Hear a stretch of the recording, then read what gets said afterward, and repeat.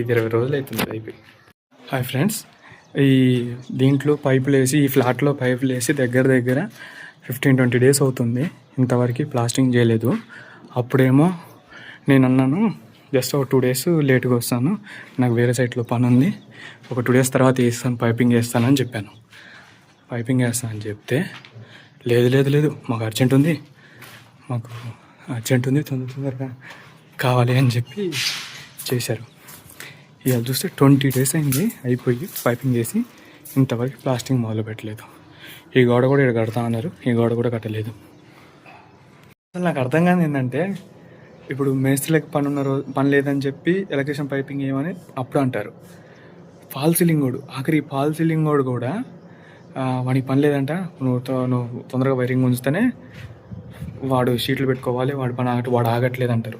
ఏడో మేస్త్రీలు ఆగట్లేదు అంటారు, ఫాల్ సీలింగ్ వాళ్ళు ఆగట్లేదు అంటారు, మేస్త్రీ ఆగట్లేదు అంటారు, అందరూ అంటారు. అందరూ వచ్చి ఎలక్ట్రీషియన్ మీద పడతారు. మేస్త్రీలకు పని లేదు, తొందరగా పైపింగ్ చేయంటారు. ఫాల్ సీలింగ్ వాడికి పని లేదు, పైపింగ్ తొందరగా వైరింగ్ ముందు అంటారు.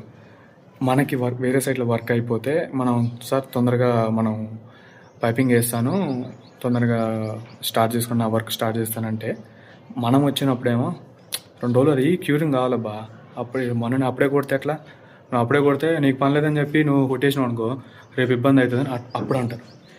ఫస్ట్ ఏమో ఇలా అంటారు, తర్వాత ఇలా అంటారు. ఎటు తిరిగి చుట్టూ తిరిగి బొంగరాలు తిరిగి పడేది మాత్రం ఎలక్ట్రీషియన్ మీదనే.